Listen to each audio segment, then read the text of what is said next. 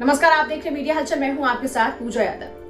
उत्तर प्रदेश में आगामी चुनाव को लेकर नेताओं का दल बदलने का सिलसिला बहुत तेजी के साथ आगे बढ़ता हुआ नजर आ रहा है।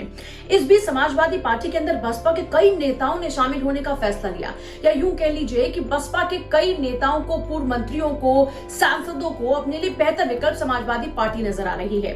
इसके पीछे कई नेताओं ने ये कहा कि मायावती का जो व्यवहार है वो उनके प्रति अच्छा नहीं, और उनके इर्द गिर्द जो लोग रहते हैं वो मायावती तक उनको पहुंचने नहीं देते, जिस कारण से वो अपनी बात अपने मुखिया तक पहुंचा नहीं पाए, और इस कारण से उनका मोह भंग पार्टी से हो चुका है। ऐसे ही कुछ नेताओं को पार्टी ने निष्कासित भी कर दिया, और कुछ ने अपने लिए राह समाजवादी पार्टी की चुन ली। पिछले कुछ दिनों में कई विधायकों ने, आपको याद होगा कि समाजवादी पार्टी का रुख किया था। हाल ही में आपको याद होगा कि एक ब्राह्मण चेहरा भी समाजवादी पार्टी के साथ में जुड़ा, हरिशंकर तिवारी के तौर पर। इसके अलावा अब राकेश पांडे और उनके बेटे रितेश पांडे भी समाजवादी पार्टी ज्वाइन करने वाले हैं। लखनऊ में अखिलेश यादव के साथ मुलाकात के बाद में उन्होंने ये फैसला लिया। कुल मिलाकर देखा जाए तो बसपा के जो कई नेता हैं वो समाजवादी पार्टी को अपने लिए बेहतर विकल्प के तौर पर देख रहे हैं। यहाँ पर देखिए, राकेश पांडे और उनके बेटे की एंट्री के बाद में अब लगभग ये माना जा रहा है कि समाजवादी पार्टी को इस इलाके के अंदर मजबूती मिलेगी। वैसे भी देखिए, अगर राकेश पांडे की बात करते हैं तो बसपा में गए और फिर उसके बाद में अब फिर से समाजवादी पार्टी का हिस्सा बनने जा रहे हैं। बसपा की ही सीट से उनके बेटे ने भी विधायक पद से इस्तीफा देकर लोकसभा का चुनाव लड़ा और सांसद बन गए। इसके अलावा वो खुद सांसद हैं, और ऐसे में अब वो भी समाजवादी पार्टी का हिस्सा बनने जा रहे हैं। इस बार के विधानसभा चुनाव में चर्चाएं लगातार इस बात को लेकर चल रही है कि राकेश पांडे को जलालपुर विधानसभा सीट से टिकट दी जा सकती है। यानी इस इलाके के अंदर जो उनकी अपनी मजबूत बैठक है, इसको बनाने की कोशिश समाजवादी पार्टी आने वाले दिनों में करती हुई नजर आएगी।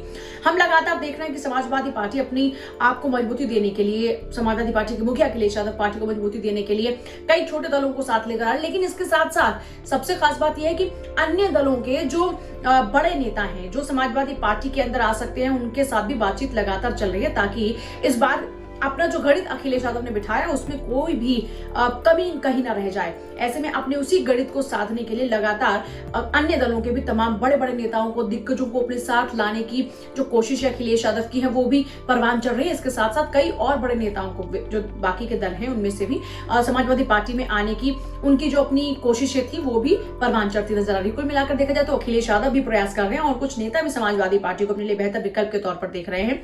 ऐसे में उनके आने का सिलसिला समाजवादी पार्टी में लगातार जारी। हालांकि देखिए, बसपा सुप्रीमो कई दफा अखिलेश यादव के ऊपर निशाना साध चुके हैं, लेकिन इससे इतर बसपा के फिर भी नेता धड़ाधड़ इधर की तरफ खिसकते हुए नजर आ रहे हैं। वहीं बीजेपी ये कहती नजर आती है कि हम तो क्वालिटी में बिलीव करते हैं, क्वांटिटी में नहीं।